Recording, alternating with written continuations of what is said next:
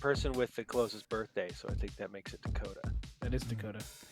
Yeah, it is. It is interesting. I did have a birthday on Friday, on Black Friday, and in fact, every person that I know, except for my wife, my parents, my uncle, Mike Cortez, and Mario, wished me happy birthday on my birthday. Every single other person forgot, including Giacomo. He did come over to my house. That's true. He came over to my house, dug around through all my paint stuff, and then left. At least. And I looked at him and I was like, no, he doesn't remember. Nope. But it's too much. It's too much to remember my birthday in particular when it's on Black Friday. You know, there's too much stuff going on. So I do have a good excuse. I mean, I got COVID right on Thanksgiving, so I was very out of it, and I do apologize. And happy belated birthday to go. I appreciate happy you. belated birthday. I have become used to it. Every 6 years, this is like the apocalypse. That's like the apocalyptic day, where everyone just like forgets. I think the last time I went out and bought a TV on my birthday. It's like a $900 TV for Black Friday. It was pretty dope. This time for Black Friday, my wife was like, "What do you want to do?" I was like, "Nothing," and she got upset at me. So we went out to dinner. Incredible. I don't think that women realize sometimes I just don't want to do anything. That's funny. I mean, that does it being on Black Friday does give you the one sort of like, oh shit, we forgot a present for Dakotah. Oh, great. It's the best day to go and get a gift. And part of that gift is me waiting in line and fighting through the crowds to get it for you. Yeah. Yeah. It was a good time. I actually redesigned our website. And that's what I did my entire birthday. Oh, wow. I think I spent like 8 or 10 hours on a brand new website. And it's squad-games.net. Actually, let's just pull it up so everyone can see. Yeah, check out the new website. And it's pretty cool. We added a lot of really good stuff to the website. Anyone who's a kill team enthusiast, let's see if we can pull it up. Ooh. So this is a Squad Games website. We have our events, so you can click on it. We have our player packet, our code of conduct. We have the asymmetrical. Yes, if you click on the work in progress Volcus maps, it takes you to asymmetrical.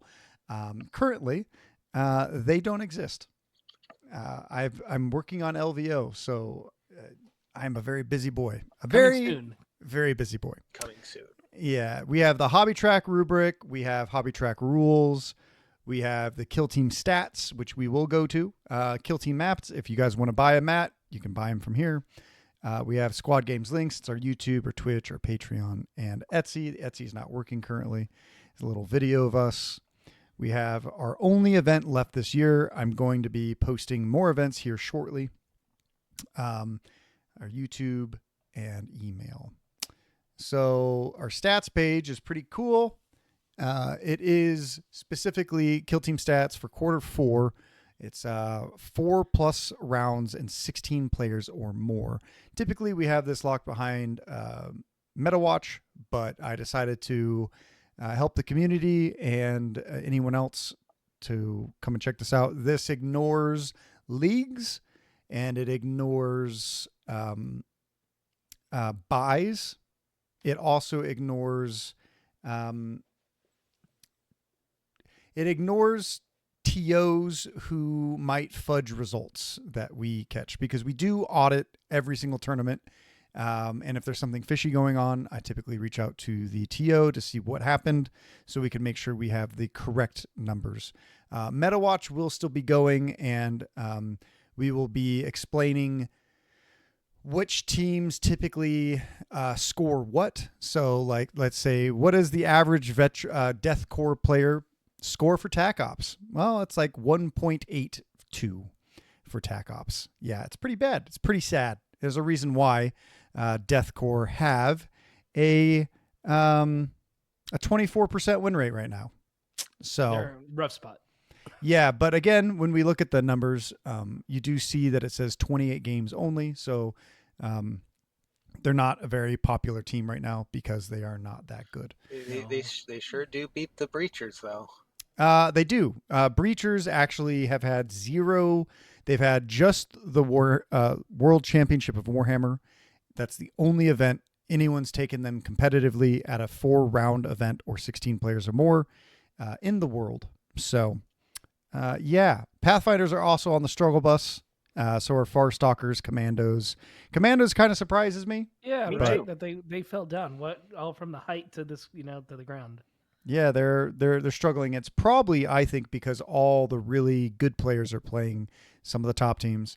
I'll go over a couple of these real quick. So placing percentage is it's a easy. You divide how many tournaments a team has showed up to, divided by how many placings they've done. And that's like your general percentage of if you show up to an event or if a team shows up to that event, they have a 23% chance of podiuming at that event, right? And when you look at Warp Coven, you can see there's an obvious problem. Warp Coven are podiuming 88.24% of the time, which is by far the highest we've ever seen in all of Kill Team history. Wow. Amazing how much better they're doing than Legionary. Well, They are on the ball. Legionary is interesting. They have 465 games, which is over double of what Inquisitorial Agents have and a few other teams. You do see that Legionary are probably cannibalizing themselves. One metric we cannot do because it takes too much manual labor, too much manual time, and that is to pair out the Legionary v. Legionary games, Warp Coven v. Warp Coven games. All these include mirror matches. It is too much time and effort for me or for David to go through and do manually, so we don't do it. It's a more true representation. So you can also see how many tournament showings they've shown up to and how many tournament wins each team has done. Again, Legionary has seven tournament wins, 17 showings, and 15 of them have had top 10% placings. So top 10% placings means it's 3 teams, or it's podium, first, second, or third, or top 10%, whatever's greater. So if you have 40 people, we take in the top 4. If you have 131, like we did last year, we would take the top 13 teams. It's essentially a smaller representation, but yeah. Wow. So yeah, so we have that. We have Hobby Track, which tells us more about Hobby Track. You can check out our podcast if you're on a long drive. This is about the About Us page. Me, Giacomo, and Saya. And then we have our battle reports. Hell yeah. And it shows that you can watch them on YouTube, you can watch them on Twitch, or our exclusive Patreon ones. And then we have our tiny little shop, which is our mats, our hats, and our dice. Yeah. And then our most upcoming tournament, which is the West Coast Championship, happening on December 14th in the Bay Area. This week I had to make the tough call. We're not going to be streaming this event. No stream. We did not sell enough tickets. Right now we're at 25 tickets. If we get up to 40, I will more than happily drive me and G up there.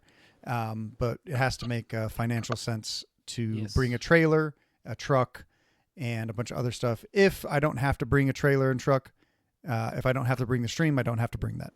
But Exactly. yeah. So yeah, this is the website. So pretty Super cool. cool. Yeah. Sorry about the long explanation, but No, it's good. yeah, we're gonna No, dive. You killed it, We're gonna dive right into the topic of this podcast episode. And I feel passionate about it because I made it on my birthday. I made the website on my birthday. You should be, Pat. That's a So birthday if you- present to everybody else. Yeah, if you don't like it, screw you. Okay. This Like- website is here to stay. It is defiant of all the naysayers who did not show upon the birthday of Dakotah on the blackest of Fridays. On the black. So our guest today is Jonathan Marquis. They also know him as Zeal or the Inconvenient Rule Lawyer Hi, on everybody. our Discord. And then obviously the lovely co-host Giacomo. That's me. Which is funny. Giacomo never introduced himself once on At stream. all. You did No. this weird thing. You like talked really slowly, like at the beginning of every yeah. single thing. You were like, "Hello, And welcome to the World Championships of Warhammer. It's very much those like. You said it faster that time than you did on the actual clip. Oh It's yeah, quite funny. it was only on the last last day that I really had like the script down in my head Okay. because I was just doing everything on the fly, and at that point I was like, I got it now. So I had to do Yeah. it slowly to not add like too many ums or uhs, you know. That's Try to fair. be as professional, and I just kept forgetting my name. And then people are like, "Who the heck is Giacomo?" And Saya was like, "It's literally that The guy. You've been who's listening to here him the for whole like time. 3 Whole time. days."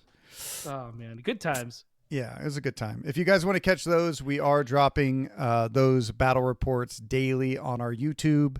The final one should be coming up here soon.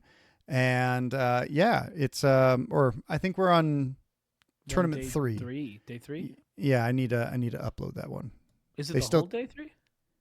Well, for day 1 is now Oh, it's game tournaments. 3. Game 3. Gotcha. They take a little time to edit. Yes, they'll be rolling through. So today we are talking about how to score more points in Kill Team, how to be more effective, and not only score 5 points, much like I did. The easiest answer to that is don't play Deathcore into Warp Coven. That is the easiest answer. Literally a play good almost answer. anything else. So I think number one, the biggest thing is if you're looking at a team competitively. This is my number one. I'd love for you guys both to say yours. My number one thing is when I'm looking at a team, what are they going to score the most of? How am I going to play that team? And what is the general strength of that team? So if I'm looking to go to a tournament and to win that tournament, I have to look and read the packet. There's a couple people who did not read the packet at the World Championships of Warhammer, and it bit them in the butt. So it's really important to play to the packet, right? You read your player packet. No one does. And then they always get upset when you're like, sorry, this is the rule. And they're like, I can't believe it. My mind is blown. I was like, yeah, it's been like that for 3 months, my guy. Yep, this area is predefined as this. This area is predefined as that. So sometimes some tournaments might cater more to something else. What if you show up to a tournament and it's nothing but beta decima? You know, heaven forbid. That Right. sucks for you, my friend. Rough. You're like, wow, I should have played Kroot or Pathfinders or whatever. I have no idea what's good on beta decima, to be honest, right now. But I don't think it's typically super competitive. So we're going to go into my number one reason, and that again is to pick the best team and have a plan. For instance, if I was going to take Warp Coven or Legionary, one of their best, or not, I don't think Warp Coven. I know Legionary has it. I think they both do. It's Contain. Contain is one of the strongest Tac Ops in the game currently. And I'll tell you why when we get to the Tac Op section.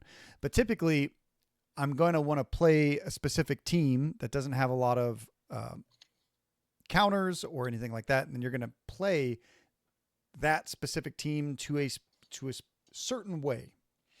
It's hard to explain. Do you guys have any other number one reasons of how to score more points when you're just thinking about it? I So have one. You go first. Go ahead. No, go G. It's Okay, on. so mine's a pretty like a pretty Neanderthal thought. when it comes to playing the mission, I don't think about the mission. I don't think about Tac Ops. The first thing I think is how fast can I kill the models against me? Because then I know it's like, oh, I can get kill up. So then whatever I take, I have insurance, right? But then you also got to think, how fast can they take me out? Because then I tie and kill up, and that does nothing for me. And then I decide what to do after that. But I always think like, am I able to reliably kill a bunch of guys so that I have this extra boost at the end of the game? I think I've won with mostly kill up most of my games as my secret thing.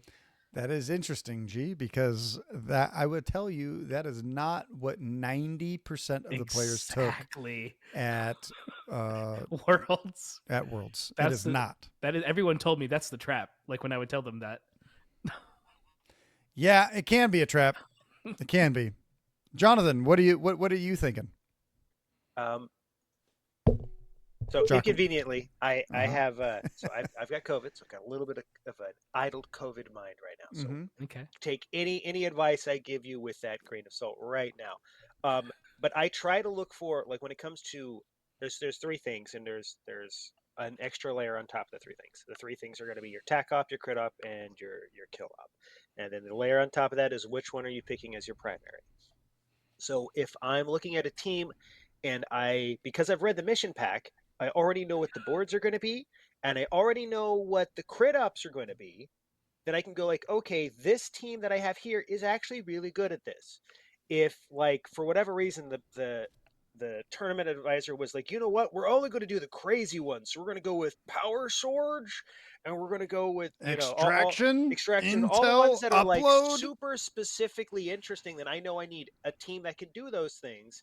And then I wanted to have tac ops that I'm either scoring on the way or are not hard to counter for my opponent.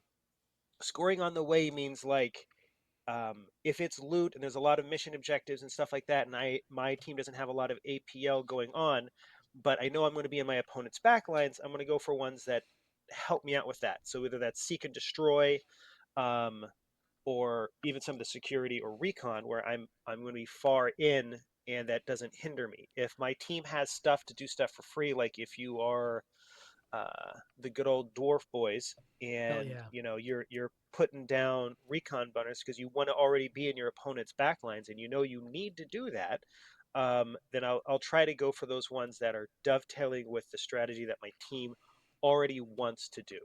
It's a bit hard, like if you're doing like seek and destroy champion and you're fighting like a horde team, then you're not really going to have a great time if you yourself are a horde team and you can't possibly get 2 kills with that one guy in one turn.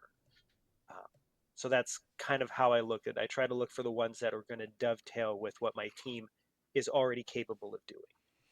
Okay. So you're kind of looking at the team, what they're capable of doing. Giacomo, you just see, can I kill this team fast? Yes, I'm taking kill op. If not, I'm going one of the other ones. For me, I was like looking at a general team strength. So it looks like we have a little bit of Giacomo has his trap card activated.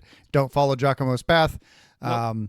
But I will say I had to follow Giacomo's path, and I will explain why. So there's a couple things. Some people play the game ultra competitively, right? And they're just going to look at, how do I maximize everything? Other people are going to play the game just for fun. I think there's a happy medium in between. You can have a lot of fun and you can still play the game competitively. You can also learn a couple tips and tricks that you're going to from this podcast here tonight or today or this morning, this weekend, whatever. And take those to your local tables and try to practice.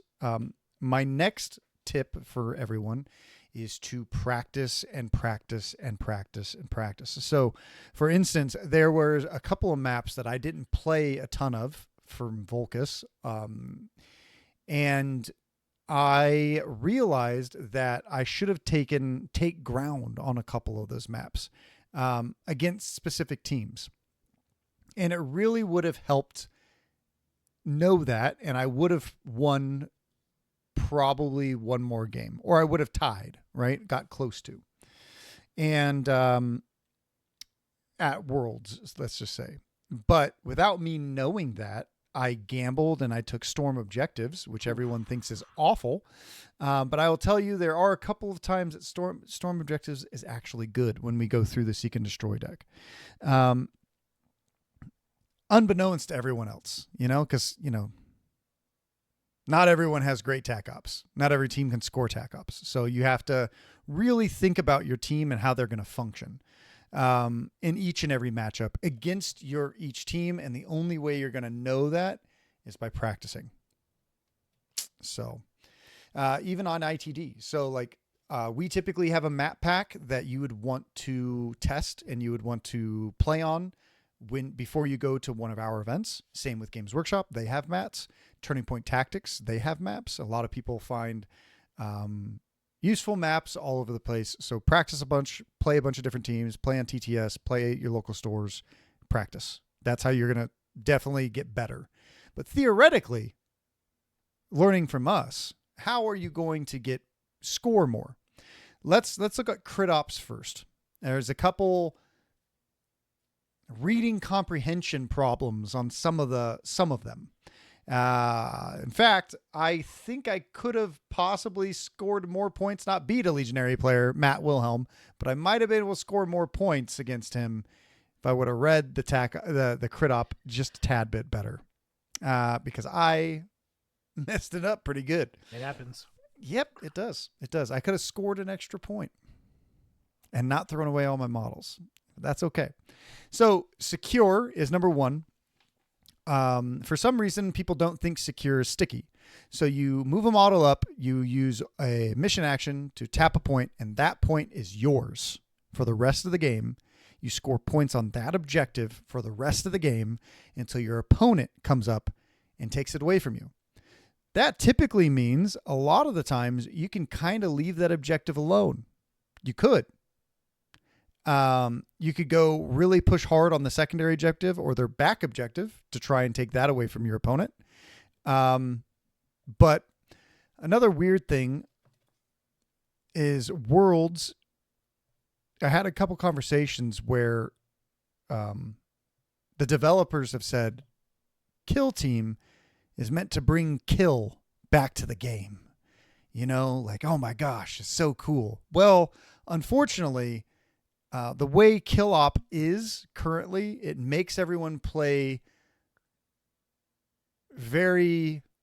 I'm trying to think of not a bad word to use. I think to give hesitant. You think hesitant? Very, really? very, very hesitant. Most of the time. In fact, most of the players that I would play against would play extremely cagey, and this game is now a very cagey game. If you are too aggressive and you go for points early, you just end up losing because you lose models. There's a lot of teams out there that just have a lot of punching power, can kill a lot of models, unless if you're like Death Guard or Warp Coven or Legionary currently. But that could easily change, right, with the next data slate. Right. How have you guys noticed? I know Giacomo's a very aggressive player, but I don't know if, have you played any extreme Legionary player where they just punished you for being too aggressive? Not Legionnaire, but I played against Plague Marines, and I did better when I played aggressive. When I tried playing cagey, I did worse.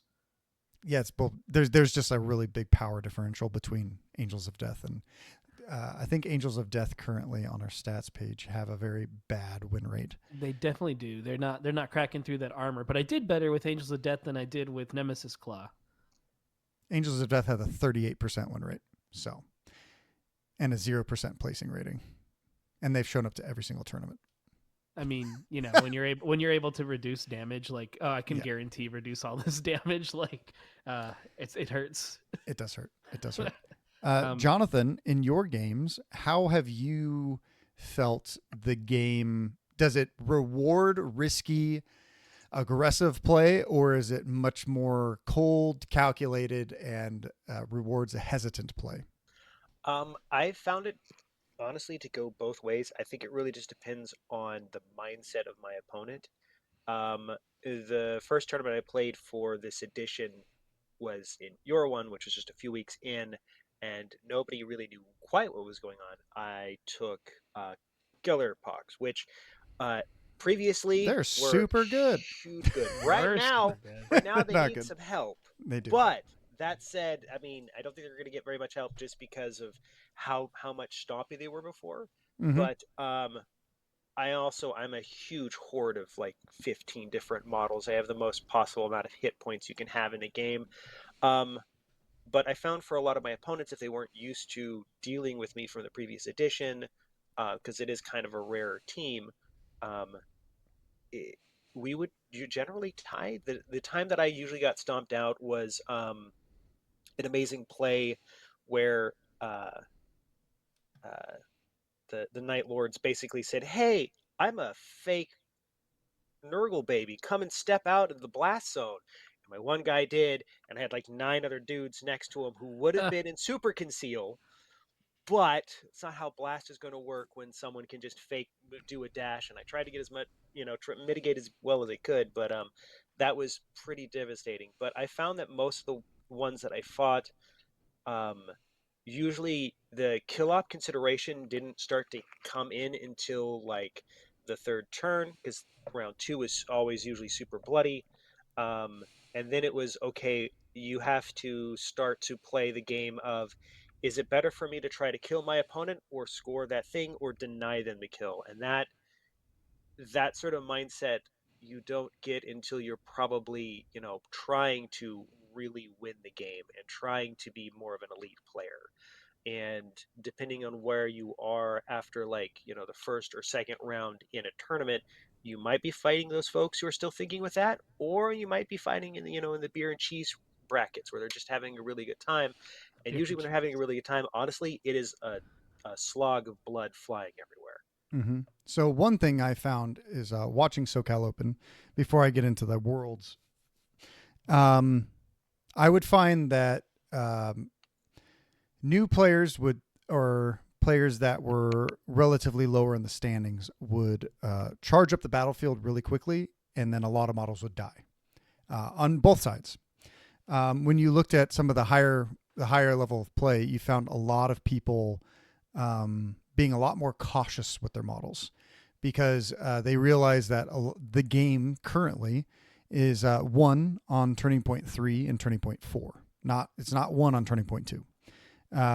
Very rarely will you win on turning point 2 unless if there's something with a crit op, specifically like coordinates where you can score extra points on your opponent's home base or something like that. I found that I think going into a game a lot more cagey has created there was a lot of negativity towards it, and people were trying to workshop ideas of how to make kill op more easy, or better. And I always would go back to kill one, kill more, right? If you kill one model, cool. Or you kill a certain amount of AP, and then if you kill more, you could put a Space Marine player on their back foot. If you kill a model, they kill your model, whoever killed it, and then then they have to kill another one. And if they kill more of your models, then you score more. Like, I'm not really sure what the answer is, but so far from what I've noticed at Worlds, at SoCal Open, kill op is a really big defining part of your game, but it is a win more. It's kind of like a win harder thing. So if you're already winning, you're going to win more. But sometimes, somebody's picked it as the kill op. They almost table their opponent, and then they win the game because they didn't score any crit op, but they're able to kill a bunch of dudes. I think it's balanced in that way, but I think I saw 90% of the players using their primary op as their tac op, because that is the single thing that you can really control through your movement and through most other things in the game. Yeah. So, unless if you guys want to argue with me, you guys can argue if you want, or I'll just move on to loot. I mean, I watch the games. I know exactly the right moves, but it's not fun. Exactly. I would say, yeah. Well, it does sound like when you're getting to especially when we're looking at Worlds being the showcase example, you're basically now breaking the game down even further into a chess match. And in that Yeah, chess because of match, the extra long rounds. Yeah. right, you have the extra long rounds, and you have to play it cagey because your pieces are all the much more important, and especially since at Worlds the sheer amount of them that were elites, where you're 8 models or less, generally 6, you have to make sure that those placements prevent your opponent from just wiping you out for various reasons, even more so than before. Yeah. Which means you have to, that favors a cagey play. Um, Also, the longer rounds yes, favor cagey play. You can kind of very true. you can take your time and make your optimal move if you have more time, right? Yeah. That's why, like, I think Poland does 90-minute rounds, which I think is crazy. I was talking to Mateus about it, and to me, that's not enough time. Like you want to have a nice medium, like 2 hours is good.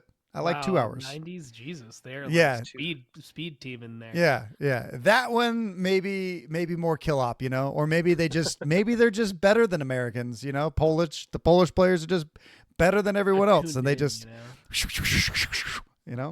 I've heard Russian players are very similar, that they play like hour 15-minute games. Well, maybe they don't take time explaining their units to their opponent. They got to catch the bus. I have found like at Open, a good chunk of my time, especially with new players, was spending probably the first half hour just listening to them tell me what their units did. Even when I would say I know your team, they were very passionate about letting me know, and that eats up a lot of time. I would say that is the biggest trap. While I would say the only thing you should be really telling your opponents is which each operative is, and then also your gotchas. You don't need to explain, this is my medic, he can heal people within 3 inches. This is this. Like, you want to, the faster you start the game, the more likely you are to finish on time. So I would say, like, I know the edition's new, so they're trying to tell people, especially if you're a Warp Coven player, this is this sorcerer. He can temporal flux, he can fly, he can shoot this, he has a doom bolt, he has this. I can teleport. I was like, wait, what? Is that 2 different guys? Oh yeah, I already moved on to this guy. And then you just, like, sometimes, I'm not gonna lie, I tune out. Like, they're telling me about the team, and I'm just like, all right, that guy can shoot. Okay, does that dog? How far can he charge? 8 inches? Cool. Like, this guy, you can shoot from conceal. Okay, cool. That's all I need to know. Please don't tell me anymore. Yep, I trust you the rest of the way. Yeah, I will ask those important questions. Can he shoot from concealed during the game when I freak out and realize you have a guy forward deployed and he's on conceal? Yeah, I think that goes into the other thing. Another big point is that you have to have time management at tournaments. Yes. You have to have time management at the shop. You don't want to take a 3 or 4 hours. Like, you're not playing Kill Team to the same way that you're playing 40K. Kill Team should not take you 3 hours. It should not. Maybe when you're first starting and you're first learning, absolutely takes 3 hours. You're trying to figure out the game. You're trying to get the rules right. Absolutely. Mm-hmm. If you've been playing this game for a couple of years and you're still playing 3-hour games, it's either you or your opponent. You got to take a hard look in the mirror, like the game should be played faster than that. I'd say 2 hours and 30 minutes is a really leisurely pace for me. I play 14 activations. I've never run out of clock on time. I think 3 times I've got down to the wire, right? You gotta play faster, because if you don't play faster, your game's going to end. And the TO will just say, dice down, you can't score any more points. Yep. The best way to score as many points as possible is to finish the game. You got to finish. I'll move on to loot. Absolutely. Just real quick, since you mentioned, like, dice down, could you imagine if BCP, like, had a thing where when the round ends, you literally have 2 minutes to submit your score, or else you can't submit? I would love that. I would love that, because then players would absolutely have to submit, or they have to go to the TO, which goes, hey, you get a penalty for not submitting in time. Mm-hmm. Like, I'm just saying. Anyways, yes, let's move maybe on. A 5-minute window. Yeah, we do have those times where it's like, oh wait, no, you can't submit your scores. And I have to go, please, mister, I would like to submit my scores. We did finish. Yeah. Speaking of which, if you guys, we're going to be doing LVO this year. LVO is in January. It's the largest Kill Team Tournament on planet Earth. Mhm. We have over 100 tickets sold already, and we are still almost a little under 2 months out. I think you can probably buy tickets for another 3 weeks, 4 weeks if Frontline Gaming is being generous. So make sure we only have 75 tickets left. Probably less because I haven't gotten an update from numbers, and that was 2 weeks ago. So Black Friday just happened. So try and get your hotel tickets squared away. Yep. Besides the point. Ad break over. Hooray. Crit op, loot. Super, super simple. You got to get to the point first. You got to control it. You got to tap it. Easy. This can favor hordes. It can favor elites at this point in time. Sometimes, you don't want to overextend as a horde team. If you overextend and you start to lose models, you just start to fall off. You start to fall apart. There's not a lot of ways horde teams can come back into the game. Loot action teams have to be really careful going into into Crute, where they can just poach an objective and steal it away from you. You got to be careful into teams who have mission elite teams, because they can just move dash onto your point and steal it away from you, right? Or you have to be, careful into elf teams who can sometimes use light fingers like Corsairs. They can just tap it, shoot a guy, and then run away. And then you don't have to be on the point anymore. Loot is a very interesting mission. I think it's relatively balanced in this edition, extremely. Mm-hmm. It's also one of the few ones where you can deny your opponent any points that turn. Yeah. Because if you can jump ahead and loot their point and then loot middle, they won't have any chance to get any points. Even though you're not going to 3 yourself, denying your opponent any points in that category really sets you up down the road. It has a sort of a cumulative effect, like a snowball going down a hill. Yeah, I think loot is very favorable to teams that can guarantee first turn. So you have dwarves now that you don't score anything on turning point 1, so they can kind of position, and then they can make sure that they get to the point first and tap it. Or if they just win initiative innately, they could then steal the objective next turn, and that's awesome. Thanks, dwarves. It's never happened to me before. Sebastian. Gotcha. Bam. Transmission is the next mission. Transmission it's just like secure, except you tap the point, and whoever's controlling it at the end of the turning point scores it. So it's not the person who taps it. It's whoever controls it. So it's almost like secure / what was the last edition? I can't even remember. It's not loot, not secure. The other one. Contain? No. Capture. Capture. It's kind of like a secure capture type mission. So for the old heads listening to this. So, and then the other thing is, if you score more objectives, if you hold more objectives, you score another turn. You score another one. So you can just let the enemy player tap an objective and then charge onto it with a Space Marine and be like, well, I control it now. And then they're like, well, I charge 2 people onto it. They're like, cool, you can take it this turn. Those 2 models are dead next turn. And now Thank you.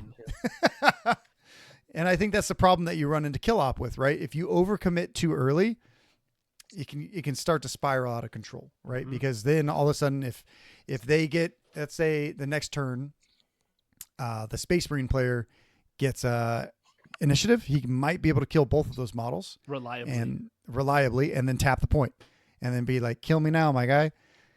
And then, heaven forbid, they're Warp Coven, and they can just use Capricious Plan and go and conceal. It's great. You can't even see me. So we have Upload next. I don't like this mission. Yeah, this one was a little weird. Yeah. So I'll read it that way, because this is one of those more, the ones that we just went over. You boop the point, something happens, you control it or not. It's pretty straightforward. Upload. 3 simple ones. Upload is not a simple mission. So No. Mission action, 1 AP. First bulletin point. They said first. Remove all of your opponent upload points, if any, from an objective marker the active operative controls. Second, bullet point. When that operative marker gains one of your upload points, unless it already gained one of your upload points during this turning point, or you've already scored from that objective marker. Use a dice as a token to keep track of your upload points at that objective marker. Declarative. An opponent cannot perform this action during the first turning point. An operative cannot perform this during the first turning point or within control range of an enemy operative. How you score. At the end of each turning point after the first, you can score from any objective markers that have one or more of your upload points. For each that you do, remove all of your upload points from it. You score the same amount of VP. You can only score from each objective marker once, and note that friendly operatives do not have to control that operative marker to score from it. Mm-hmm. So this sets up a lot of crazy situations where, let's say from turning point 2 and 3, you put 2 on it. At the end of turning point 3, you can choose to get 2 VP from it, or you can leave it alone. If you leave it alone, then you're risking your opponent coming in there and just undoing all of the work you did. Yep. Yeah.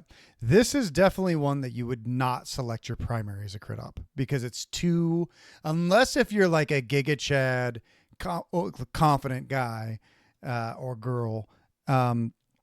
This is not one that you'd want to do because it can be so swingy. You don't know if like they're just going to overly push, commit, or press poach and then take away your two VP because you didn't score it because you're getting greedy and trying to go for 3. Yeah, it's also one that's very hard to guarantee that you can max because the more that you set it up, it could be that both players only score 1 each out of this, depending on how and when they pull those objective markers. Mm-hmm. And also with this one, your opponent can still score from that objective. You can't. Yep. So that's something to keep in mind as well. Like if you go up, you take off their first one, you take it, and then you score it, and they're like, okay, well, I'll just take it the next 2 turns. You could still go up and take away their upload points, but you know, it's like a game of chicken, but not the biggest game of chicken because that's extraction. And again, it's only each one once for you, so that's the catch. And heaven forbid you're fighting Legionaries Grizzly Trophy. Currently, oh man, it makes it so bad for anyone. that is one thing that I desperately hope they change for the upcoming data slate or at some point in the future. Currently, how it works, Grizzly Trophy is you spend 2 AP and all mission actions on that point count. You need to use 2 APL to do anything. It sucks for anyone who doesn't have 3 rough. APL. All right, so Intel is the next one. This is the one that I messed up. Intel is you can go up and you can boop it and give it an Intel point, and then you can pick it up, right? And then you can run away with it. I didn't know that. I thought you could pick it up. I didn't know that. I didn't know when you picked it up, you couldn't move away with it. I thought you had to be still on the objective. So make sure that you read. Oh, hold on. Yeah, being a pickup marker is good. Yep. It just prevents it from gaining any more intel points. Mm-hmm.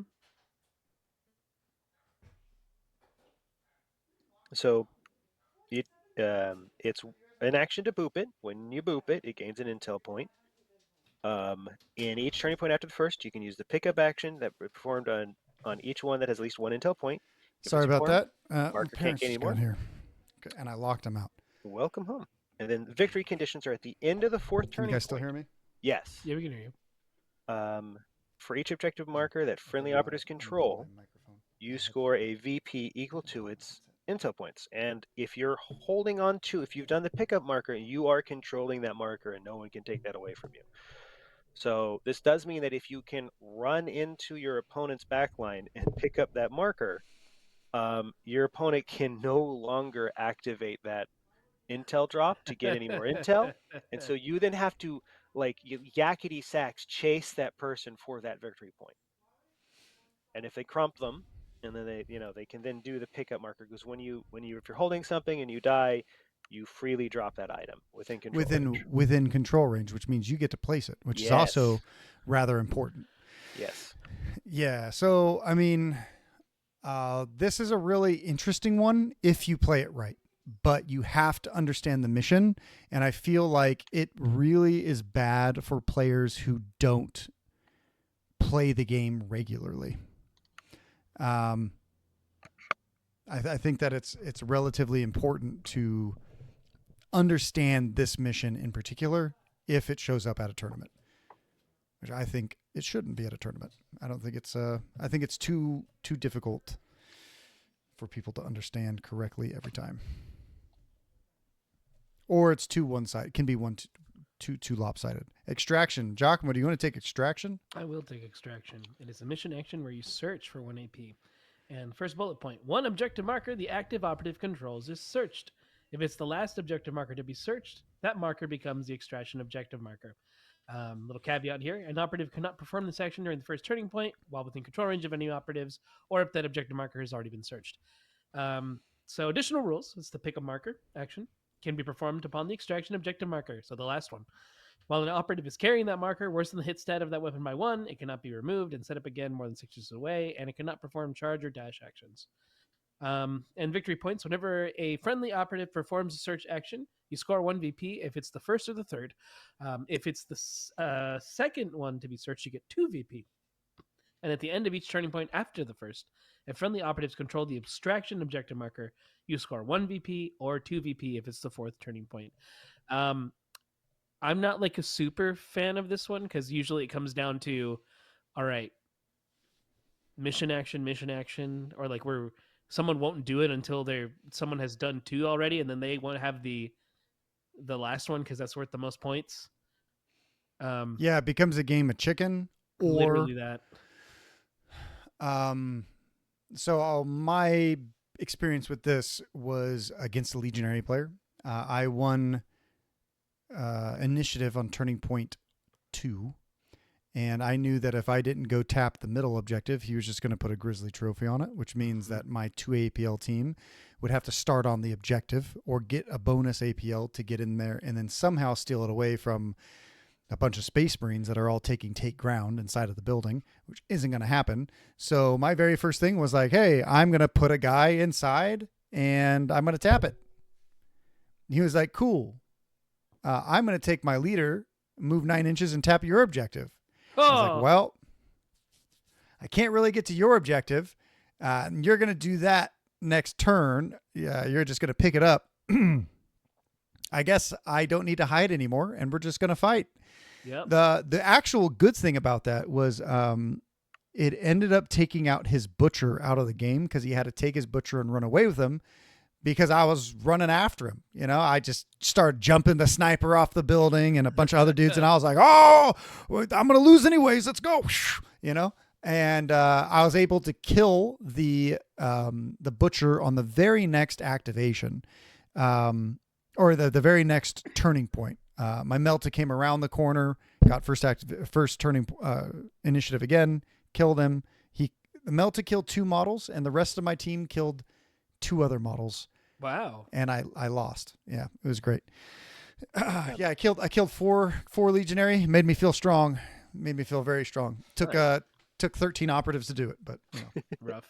I do actually like extraction because it kind of it's a weird scenario where everything can actually happen on the last turn. Whoever searches first usually is in the worst spot because you only get 1 VP. The second person to search gets 2 VP.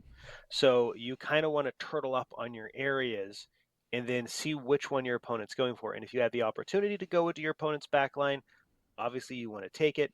But if not, then you kind of have to play the cat and mouse of, okay, which one do I want to go for? If I make the center one the one that goes, can I secure my own? If I do first, and then I just sort of like the arrangement that it can kind of create where you then have to create a scenario of, okay, who's the hunter team? Because I know that they're going to get it. So are my guys in play to then pounce on whoever gets that token? Or can I ensure that that token is either in middle or on my own back line? Gee, do you like this mission? Because I'll disagree with Jonathan on this one. Oh, please do. I don't like it. Like, I usually try to get the 2 objectives myself, and then they can have the last one, whatever. We will score 3, whatever. Who cares? We're both going to be 3. Yeah. So to me, the crit up usually is just like it's a wash, whatever. Doesn't matter. and then I just go after the kill up because they're running away now, and I'm just gonna keep going after them. I do like it because it's one of the more thematic ones, like get into the chopper. Yeah. You know. The reason why I don't like this one is because I feel like it overemphasizes uninteractive gameplay. Because if you're trying to max this one, you're waiting until the end, right? If you're just gonna go Giacomo or my style, yeah, you just try and score 3 points and hope that Hope the kill up works. hope the kill op works, right? Then like that's probably a better way to play this mission. Is to just like force it to go as long as you can get the first and the second one. Because you don't want to get, you definitely don't want to go turning point to 1 point to 4 points like I did. Yep, you don't want to do that. But hey, sometimes it is what it is. You got no choice. But I would, maybe if I had better planning, it would have been better, but it is what it is. So I think Extraction promotes a type of gameplay that I dislike, which is uninteractive gameplay typically, which I think is not necessarily healthy for the game. But obviously then you have people like me and Giacomo who are just like, YOLO, let's fight, and kind of go from there. But Extraction is relatively difficult. There's no tips or pointers that we could really give you about how to score extraction better, other than to try and read your opponent and what your opponent wants to do. And if you're good at reading body language, or you're good tactically or strategically, you should probably be able to come away with more points than your opponent on that typically. But sometimes dice be dice. My suggestion on it would be try to make sure you secure your backline. And if you can, try to do a 1-2 combo where you have your backline secured, your backline objective, that is. You run in, you get middle. It's very daring to try and get your opponents, but if you can get middle and then get your own, that's going to be 3 VP for you. Which means your opponent, especially depending on what turn you do this, they're only going to score 1 for searching it, and then 1 for holding, and now they have somebody that you can run after. And you are already ahead of points by that time. The next turn, they're only going to get 1 point. So that means they're going to be equal to you. So your Tac Op and your Kill Op are going to be able to help you. So if you can do that, if you can make sure that you can prevent your opponent, if you can just do that 1-2 combo and not worry too much about who has Mr. President or whoever's in there, the shiny toaster, that can help you. But if you do it too early, then you give your opponent more turns to score on that MacGuffin that they're holding on to. But they're only going to be able to get to maybe 4 points. Yeah. So I think that's valid. Another thing is one thing I saw used a lot at the World Championships, where people would force going to the enemy objective and they would tap your opponent's objective. They would just overforce it, because if you get your opponent's objective, they're in a really, really hard spot. Because if they're not ready to tap your objective, you could easily then force the middle one and then get the last one, and then you just max. So it does promote a really aggressive style of play to try and take your opponent's objective, but you also have to protect your back objective, which can be dynamic, but I find most people just kind of sit there and play chicken. That's what I've seen for the most part. But there's multiple ways to play the mission. I just think it's a really difficult mission to max on. it is definitely a harder one to max on. It's not one that's like catering to that as much. Right. This unless you like overwhelm your opponent. Yeah. It's the one that I find the majority of the player base dislikes the most. The next up is Sabotage. Sabotage was rather interesting. We played it. It was interesting. It was better than I thought it was, but again, I wasn't playing against Kroot. You know, I think I played Mikey Hood blooded on this, and we just traded each other's back objectives, and he took storm objectives and basically maxed it. So we tied. I think, I don't remember who I was playing Sabotage against, but Sabotage is pretty interesting. Essentially, It's a 1 AP action. Again, if you control an objective marker, you can, in your opponent's territory, you can sabotage it for 1 APL. And then if you control that objective marker at the end of the turn, you score a point. Or if you control an objective on the center line, you score 1 point. So your back objective is really, you're just protecting it to make sure that they don't score it.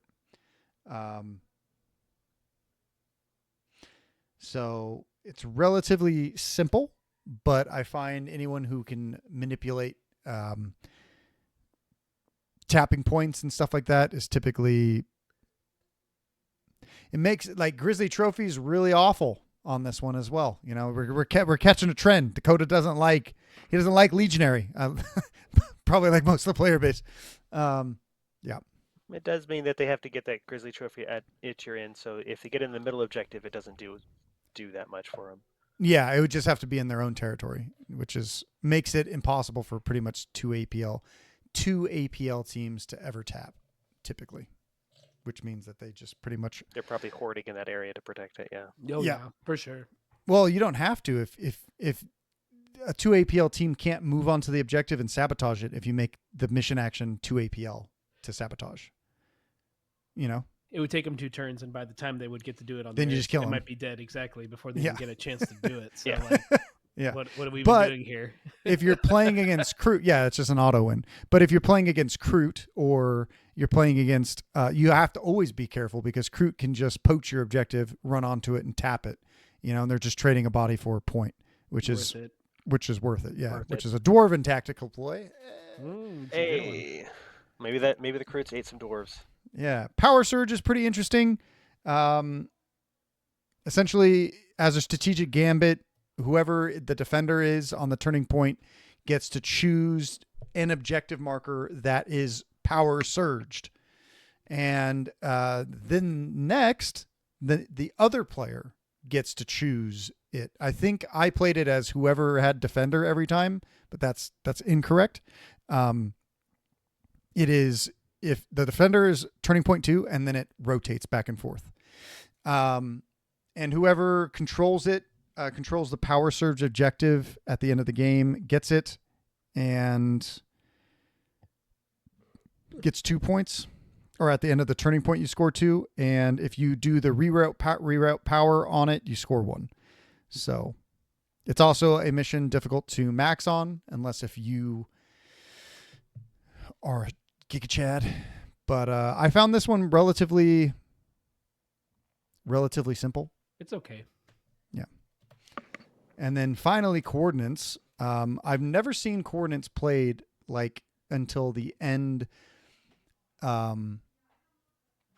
It was interesting because it played a lot like Extraction, right? Where there was like this, like when I've always played it really aggressively going for the back point, but it almost ended up like Extraction on the very final table of Worlds when it all came down to the very end, whether somebody would go up and tap the enemy's objective or not.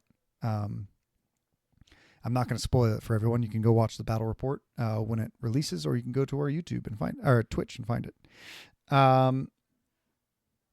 Also, that one has a lot of downtime, so it'll probably be pretty heavily edited because it is a 4-hour game. If you want to watch the unedited version, you can catch it on Twitch or Patreon. Coordinates is you tap objective markers. Whoever has the most points on it scores more points. If you get 1 point for each objective that you tap, and you get 2 for your opponent's objective if you tap it. This one I find quite enjoyable. When I play it, you score it at the end of the game. This one, there's not really any kind of tactical thing other than you really want to tap your opponent's objective, and make sure they don't tap yours. And then you also got to tap all of them more. So, you know, I find it pretty enjoyable. Yeah, Coordinates is line pretty reliable. Keep going to tap your own objective. Yeah. Is there any objectives or any crit ops that you guys, or if you guys dislike certain crit ops, make sure you let us know. There's not a ton of strategies,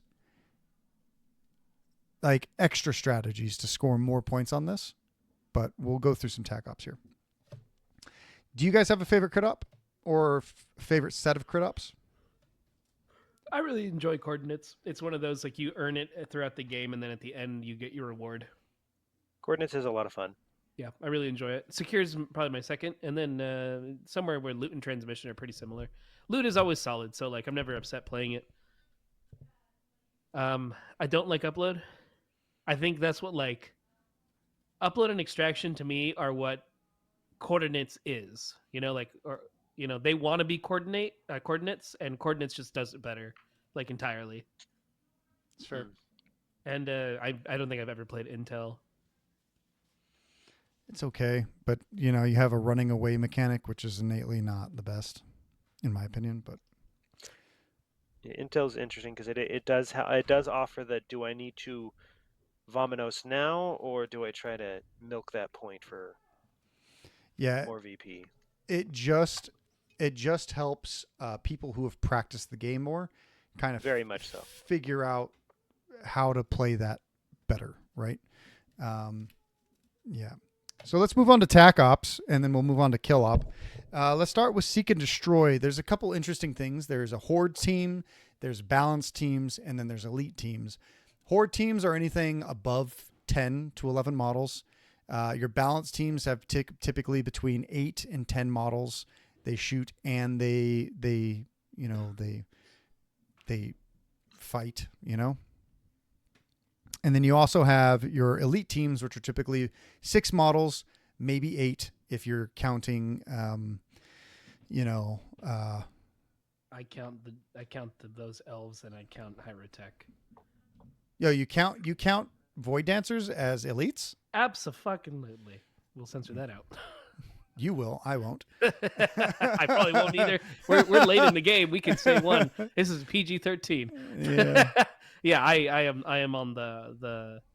I've been since the longest time since second edition that they are absolutely elites. Same thing with Hyrotech Circle. And so you think they're elites, but if you add one extra elf, they're no longer elites. They don't got their APL. So you think Blades of Cain are? Do you think Blades of Cain are elites? Yeah, they're just really they don't bad have elites. They don't have 3 up saves, my guy. They're They Yeah, don't they need are. the 3 up save. They're just real bad elites. What about you, Jonathan? I mean, to me, they are right on the cups. They have like the most amount of APL, if we're talking dancers. So they're basically like the elite mids. There's no other way to put it. Like Hyrotech Circle, 100%. That's an elite team. That's what that wants to be. But it's elite team with extras. They're right on the sort of the same sort of number of operatives after they reanimate as the dancers are going to have. So dancers are. Yeah, but the dancers have actual 8 models, and I think Hyrotech Yes. has like 6 models plus a little homie, plus 2 little two homies. homies. Yes, they have 6 models plus 2. They have 8 models, but those models also get back up and dance. Yep, and So they fight. You're So like, what generally going to be facing those guys at least twice, if not more. So that's kind of like 2 more models to the team. But they are. I'm not. I see exactly. I can totally agree with Giacomo. I'm not going to say that they're like a mutated elite team because they have that many guys. One thing we often associate with elites is Astartes.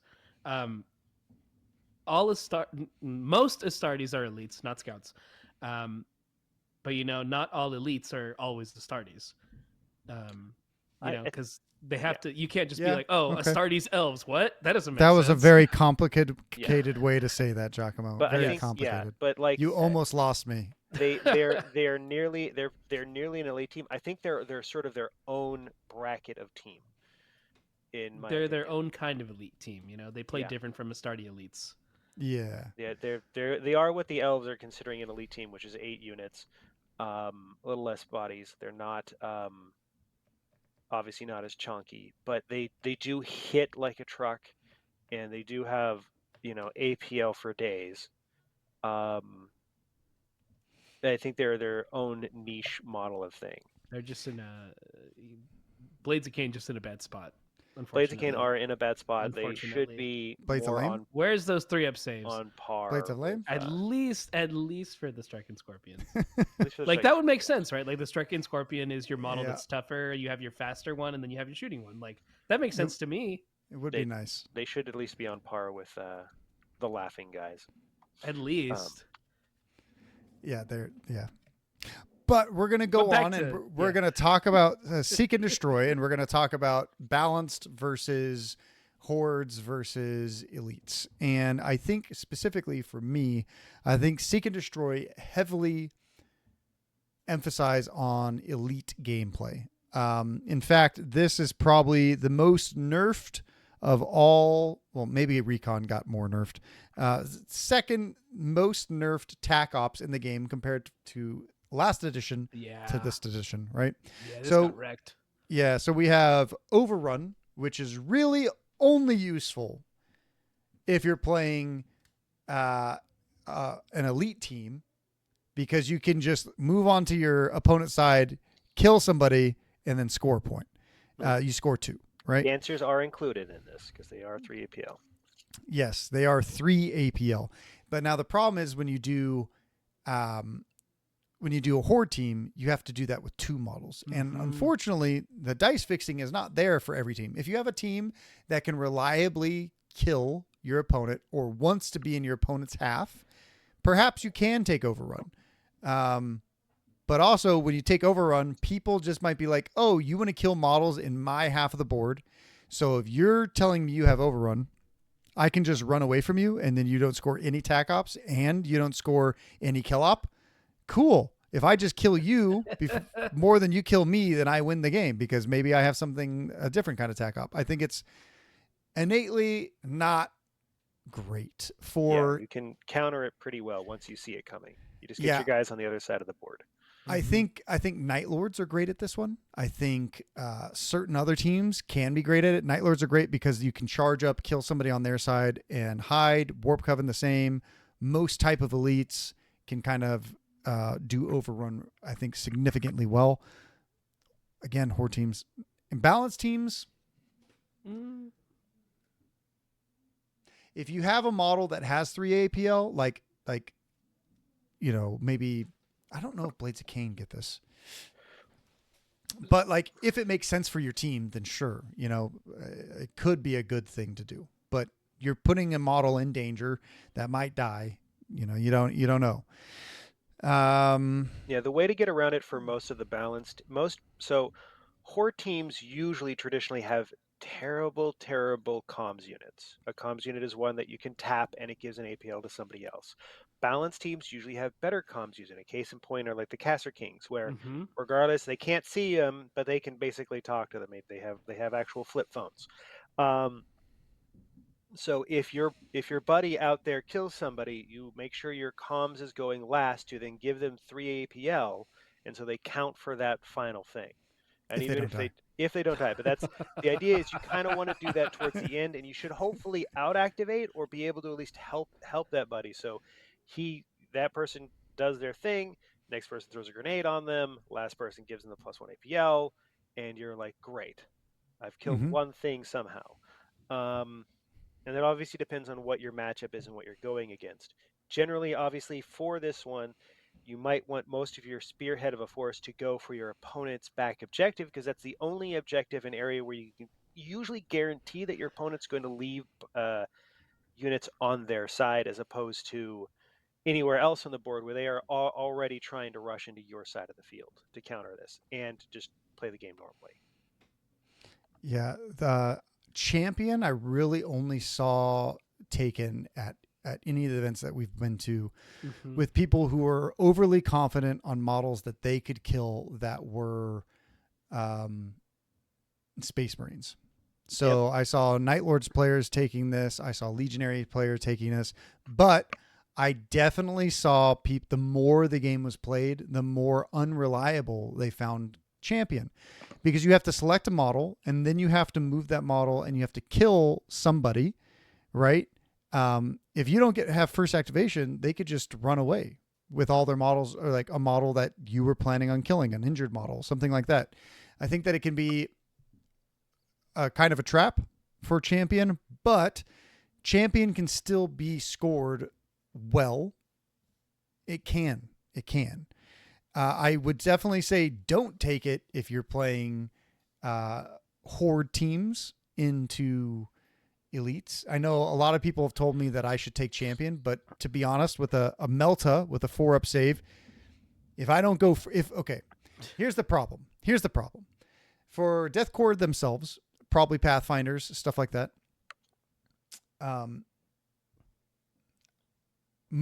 Getting first activation. Let's say I'm going to nominate my Melta. Cool. I nominate my Melta. I go first. I move my Melta up. I blow my load, and I miss everything. I don't score anything. Let's say I kill that guy, and then they kill my champion. Cool. None of my other models can kill a Space Marine in one go. And they're like, oh, you can chip some of them down. It's like, oh yeah, well, if I chip one of them down, I charged 9 models into a Space Marine in melee trying to kill him, and they all died. Okay. It's not reliable. It's not reliable. Champion is a real gamble. And if you like gambling, you'll like champion. I think I would only take champion maybe if like it's 6-on-6, like elite versus like Astartes elite versus Astartes elite. Then like elite versus elite.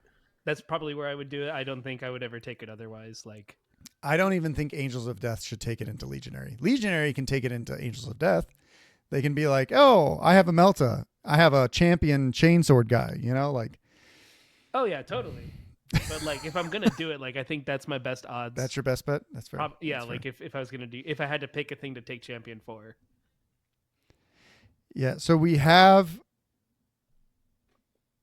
I mean, it is a better. What was it last version where it was your assassin or not assassinate target. Oh, yeah, you nominated dude to be the executioner. Executioner, and he was just locked in for the rest of the game. At least every turn you get to announce who it is. Right. True. At least that.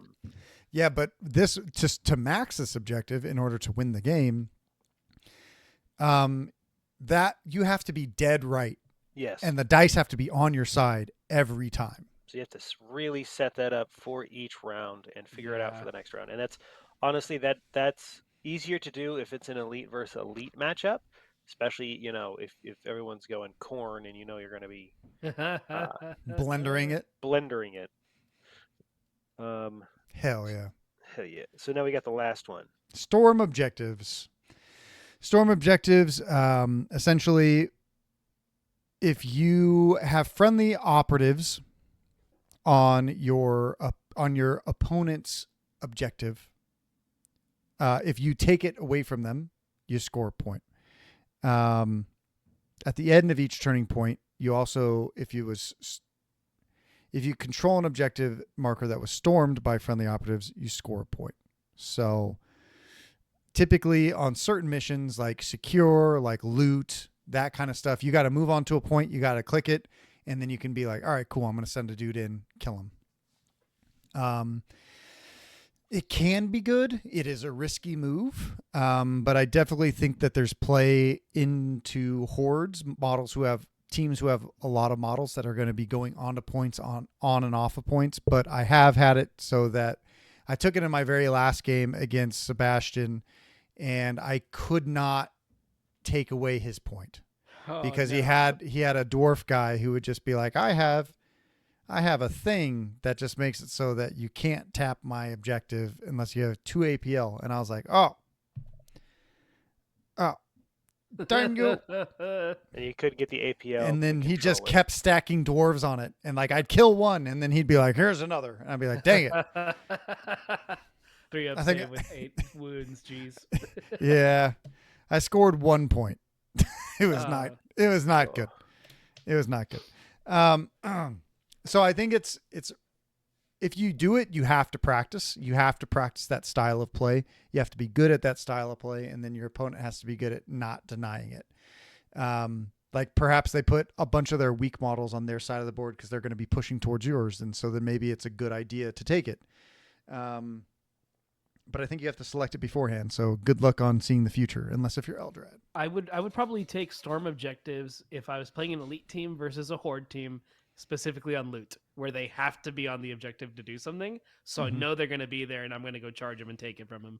Yeah, I can see that. You want to do, like, loots I wouldn't do loot if they are a 3-model APL team, especially if they're elves, because they're going to run in, loot, and run off. Exactly. They're no longer in control. But if the crit op is control 1 or control more, then you're either getting opportunities with 4-storm objectives, or you're already winning the game. Mm-hmm. And those are so it's very crit op dependent. Because obviously, if they're not controlling anything for you, that means they didn't score points last turn, which means you're winning, and or at least tying. If you can get to their back line, that's great. This one will probably get you 3 minimally, hopefully 4. Ideally, you want to go for 4 for this. And then yeah, just do that to push, and don't use it for the ones where you know your opponent can just touch the point and back off, because then they Yep. can easily deny it. Yep. Yeah, I find it quite difficult to score as well because there's so many taxes in the game now. So we all hate taxes, Games Yep. Workshop. That's why we left Great Britain. Okay. Historically accurate. Yeah, we all hate it. We don't like paying an inch tax to go through a door. We don't like it. No one likes it. Especially after paying an AP tax to open it. To open a door, and then we have to go pay an inch to go through it. We don't like it, Games Workshop. We don't like it. Jonathan, do you like it? I see it as you have to like take your shoes off and go over, or put your shoes back on, and I'm like, I like it for certain things. I don't like it for other things. Oh my gosh! Look how political the How inconvenient rules lawyers. I'm sorry, We can but I can't we can take it. all bash Jonathan in the comments. We can Please tell him go for how much we dislike that. We don't like that answer. All right. I think there should be more teams that ignore it, though. Or Are have you a way to British? ignore it. Am I British? Ignoring the taxes? They definitely should do taxes at times. Yeah. So I think we'll go over security last. That's the thing I'm the most familiar with, and the thing that I saw most people taking. Let's go over infiltration. I don't get to play this enough. There's These really this is like I think they're the most flavorful ones. I don't Mhm. think they're necessarily I'm the gonna- easiest ones. we're gonna speed through infiltration. Dude, You don't take wiretap. Don't take it. Don't do it. Don't do it. When do you think you could take it? Like when would this... Don't, Giacomo. We're not even gonna go through. I'm trying to think of when you take this. Like I can't think of it. I won. Exactly. Okay, if maybe you are someone that can put mines everywhere, and you want to put areas that you know they have to go through, or it's into the dark where you know that they have to walk through that area. Yeah, we just don't take it. Otherwise, don't take it, because you're basically saying this area don't go unless you want me to win, and your opponent's going to go, okay, I won't go there. I'll go around, and then that's that. Yeah. And you have to spend a mission action to do so, which means you have to go and be vulnerable. Poopy. And I took a mine in 80% of my games at Worlds, like the mine, right? Guess how many times my enemies blew it up? Zero times. 0 times. Yeah, like Yeah. why would when you put that mine down, you're putting a wound tax, and we're all just going to not pay that tax. Yep. We have to. Yep. That's just what that is. And the wiretap is the same thing. It's like, oh, I'm not. See, I'm that's not the gonna do American that. tax. Like, here's a tax. If you want to go through it, I'll tax you. And then they're like, no, I'll just go around. You know, like every other American. I always have my biggest regret, since we're talking about mines. My biggest regret was when I played against Jason, and he put a mine in a really good spot in one of the Vulgus maps, and my Screecher for Nemesis Claw was like, all right, I can double charge these guys, but there's a chance I could explode with this mine. And I thought to myself, I regret it every day. It's like, you know what? I should have charged. Even if I was severely injured, I was definitely going to kill 2 guys, like guaranteed. Like I would have beat up the Keller Morph who was injured, and then I would have killed his leader. Like I should have definitely done it. It didn't matter because he ended up the guy died anyway. So like I should have gone out with a blaze of glory. I regret that every day. I bet you do, So, Giacomo. just wanted to mention that. I remember that game. Surveillance is, I've never seen it taken. The only thing I've ever seen taken, and the only, I think, actual playable infiltration tac op is Implant. I think Implant is really good. You can tag a guy and score a point by not doing damage to them. So you can just and then you can keep them alive in close combat and score your secondary point. You can take a pistol out and shoot somebody within 6 inches and score 1-2. Like shooting and stuff. It is one where you have to balance your kill op against it because it does play against your kill op. Mhm. But if you're a team like, I mean, I hate to say it would be fucking hilarious for, excuse the language, for Vet Guard to have this, then when they come in and they hit the guy for 2 damage, they can actually use it for something. Mm-hmm. It would be great, but like you said, you can't ever max score in a game if you take Implant, because you can't kill every single model and score Implant. So how Implant works is if you tag a guy with melee or within 6 inches with one of your bullets, you implant them with a tracking tip. It doesn't matter. A gene stealer thing doesn't matter. You implant them and you score a point. You can kill that model and that's cool. But if you don't kill them and they're still alive at the end of the round, you score your second point. Again, that is the reason why you can't outly just score kill up. And they have that implant for the whole game. So if you just do one guy, you're like, hey, I'm just going to do your champion and your champion's going to run around. Well, I've scored 4 Tac Ops from Implant, like if you just do one singular 6-inch shot, which is amazing, like to guarantee yourself at least 4 points on Tac Op, very good, is really good, if you attack 3 guys and those 3 guys are alive at the end of the game, that's 3 points for you, and you're like, happy days. Yeah, well, it's not the end of the game; it's only at the end of the turning point. At the end of the turn. Yeah. Right. And it's any implanted operatives. So that means that you can implant one guy and abandon you can implant one, and then your entire team can die. The Right. very next activation, and you still score 4 Tac Ops, even if it was round 2. Because I guess against like elites where you have no chance of beating them if you're just like your team's not capable, I guess Implant's pretty good. Like I used it playing Nemesis Claw and it was like, well, this is useless. I'm slaughtering everything I kill. Like I got 3 points the whole game because I didn't leave anything alive. Yeah, so that was on me for choosing Implant. Like I knew that going in, but I wanted to try it. If you know you're gonna just eliminate the competition, then it's not always.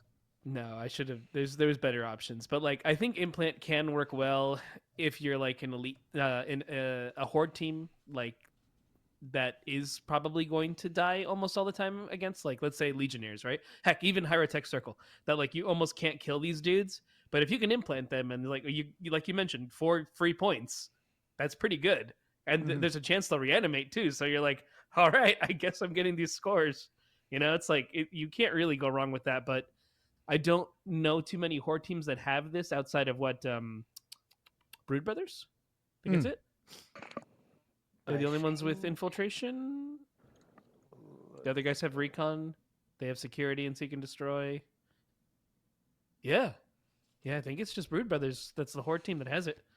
Yeah, then there's a couple other teams out there as well, but Brood Brothers, I mean, if you're going into an elite team, it's a relatively safe thing because you can't always kill something. So if you can get a normal mook within 6 inches and you push through any damage, heaven forbid you do it into Warp Coven and they have a 2-up save and they save all of your melter shots, or they ignore P1 and they ignore all of your plasma shots the very next activation. Yeah, so it's ask me how damaged I am as a human being. Pathfinder, Brood looking Brothers, at you, Sir Can. Pathfinder's infiltration? Oh, okay, I guess that makes sense. Chaos Pathfinders? Cults. Chaos Cults can't have it. Dude, really? They have infiltration and seek and destroy as That's their dumb. as all their right. things. Implant's pretty good for cults. Yeah, actually. I guess that's pretty good for cults. Then you just transform into a monster and kill them. I don't know. Wormblade. Okay. Really? Okay, so there's a lot more than I thought. I don't know why I thought they had less. Yeah. Implant's the best of the 3 in my opinion. Actually, unless you're playing Commandos, then you take Surveillance and you just do the grot on top of a That position. is true. And then you just do that the whole game. Yeah. It's literally dumb. I mean, that grot's got to do something. Yeah. So your Tac Ops, let's go over recon. There are 2 good. Confirm kill can be good. It can also be bad. So that's something that we should talk about. and recover items is just bad. You shouldn't take it. If you give any chance for your opponent to screw over anything, unless if you practice that recover items all the time and you just know where your opponent's going to place them and you've already set up your models to know like where you're going to try to go to, it's like, but then you're putting models on the center line, picking up the things, and he knows that you have to get there so they can countercharge you, they can counter kill you. That's why I don't like Centerline very much. But confirm kill can screw some people over. If you take confirm kill and you kill too many people in their backline, well, it's rather difficult to score it if you can't ever get there. It's also difficult to score it. I was playing into a dwarven fella, my third game. I think his name was Matt. And he had confirmed kill, and there were like 7 dead bodies in the middle of the board. My dead bodies, right? He had 2 dwarves there. And I would just charge 2 models into the middle every round. So he couldn't score him because I out APL'd him there, and he just couldn't score any points. He scored 1, and if he just killed my guys, he could like score 4 like right away. But I was like, nah, I'm just gonna keep charging, and he couldn't score any points. If you are a melee focused team, confirm kill is really good because obviously you're going to drop that token right where you are. But if you're a shooty team, you got to do a lot of walking. Yeah, I think that's rough.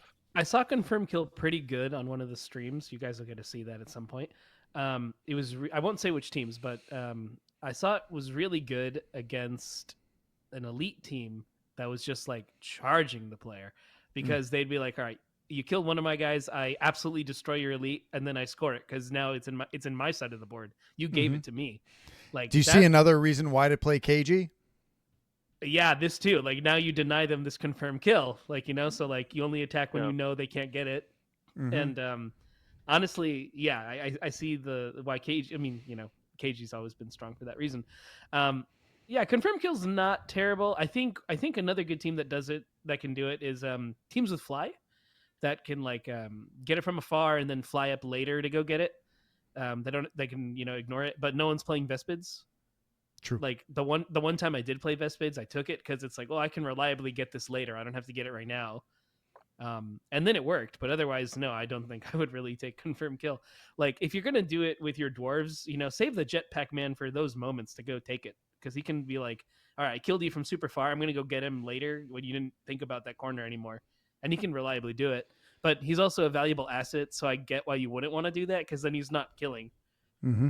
So it's tough. Yeah, you have anything on confirmed kill, or do you want to move to plant beacons? Plant beacons is really interesting. I don't know if Jonathan has anything. No, I think that's pretty much it for confirmed kill. I mean, the best that I've seen it was Corsairs.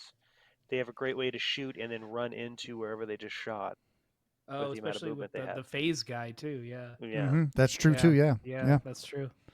It is so dark. Yeah. Confirmed kill is a really, really good one, along with plant beacons that we'll get into, for novitiates and their activated abilities.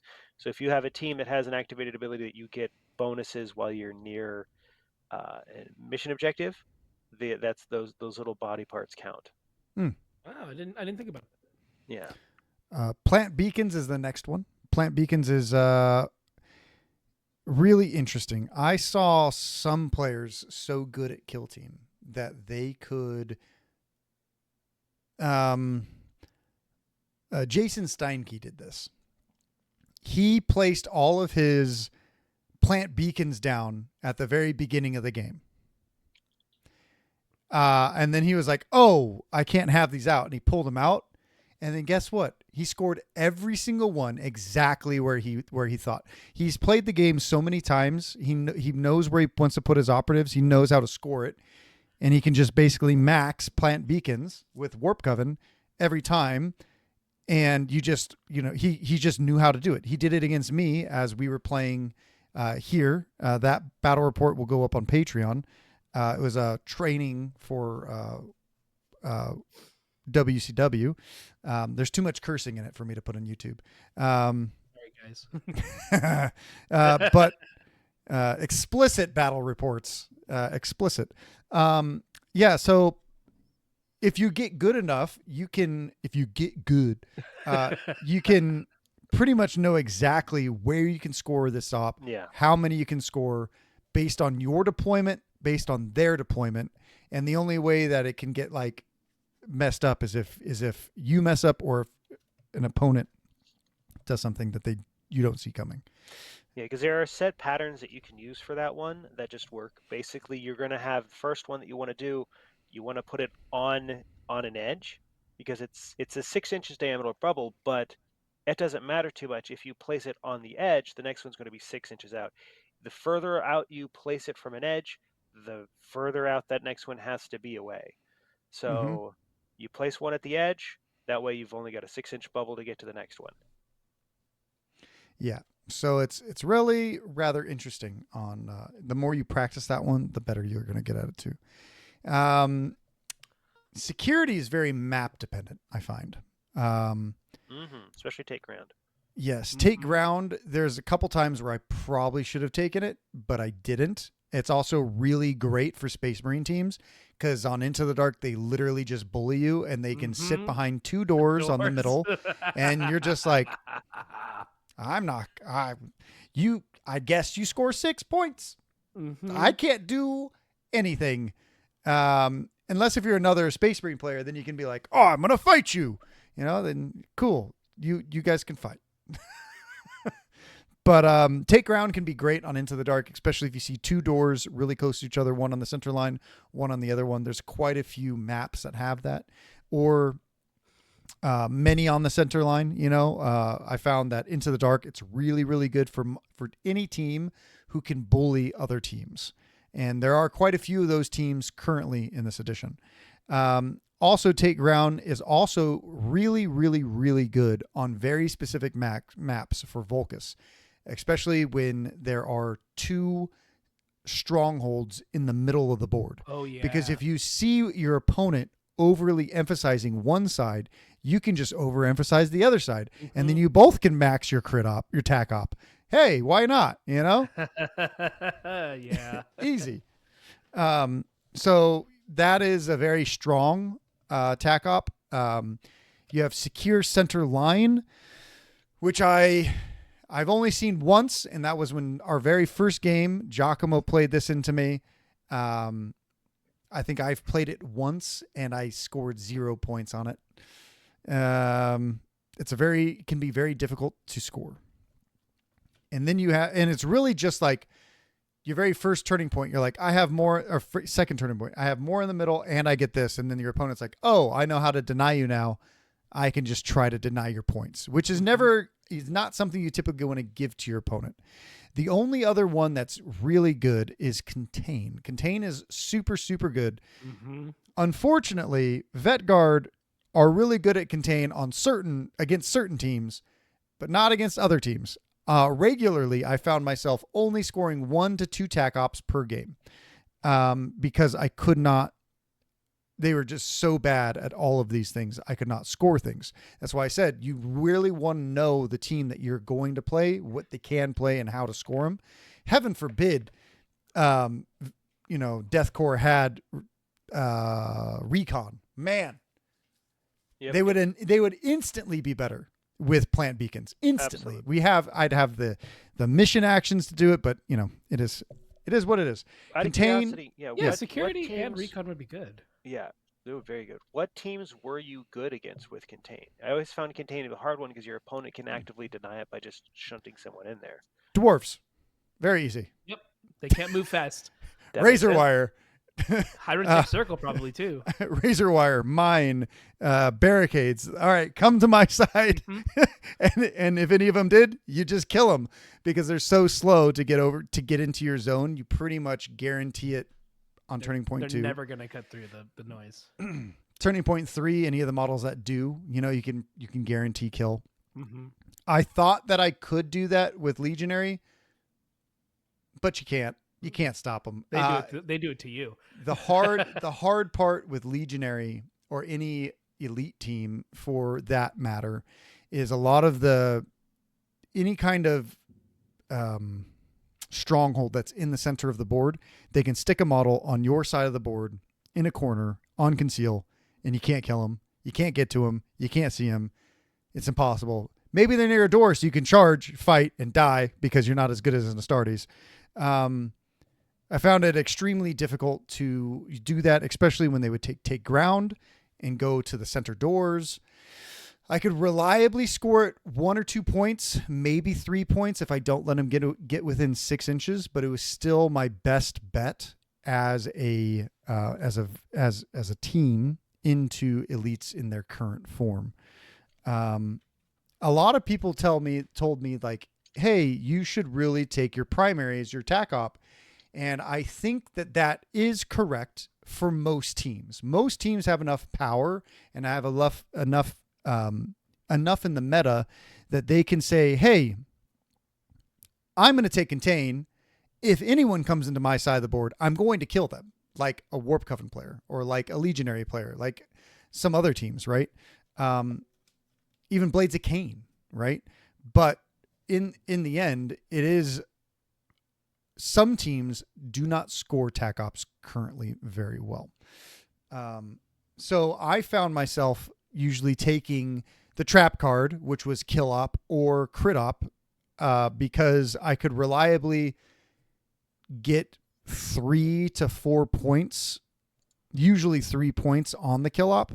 And sometimes the Crit Op, if I'm playing loot or something like that, I could try to emphasize more into that. But I think it's like knowing your team, knowing how you want to play the game, and practicing. And also, if you don't have a good player in your meta and you travel to a tournament, be prepared that your first couple of games, you might learn a lot. Mm-hmm. Right? Or you're just a super shark and you come in and you just slaughter everyone and you win anyways. There's quite a few people that we've had. You're like, who is this guy? Why is he 5-0? Holy crap. He just won the tournament. Yep. Big checkers player. Yeah. Kill Op, we should probably go over. Anything else for like Secure Center?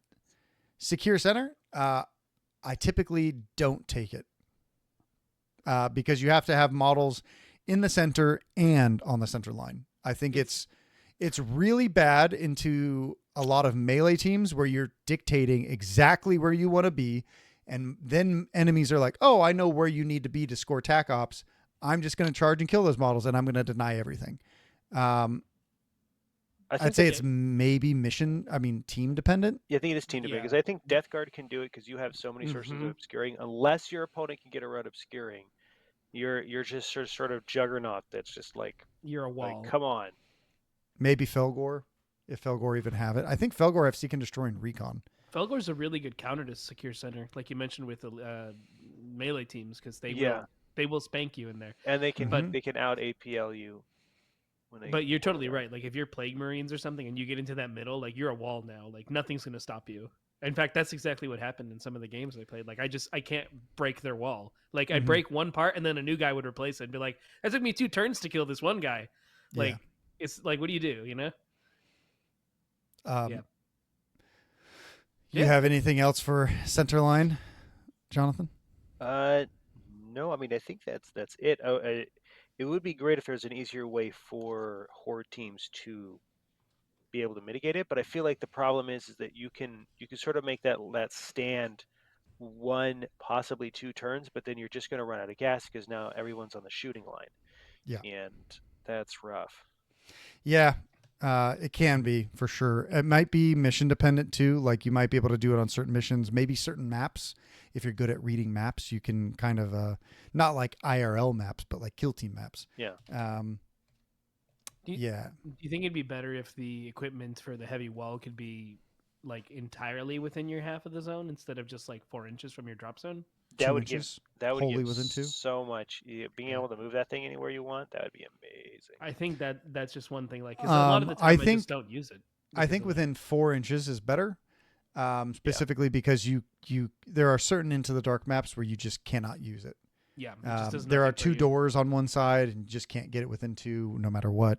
And then you can't get into the room no matter what. It's kind of toxic on the Games Workshop maps.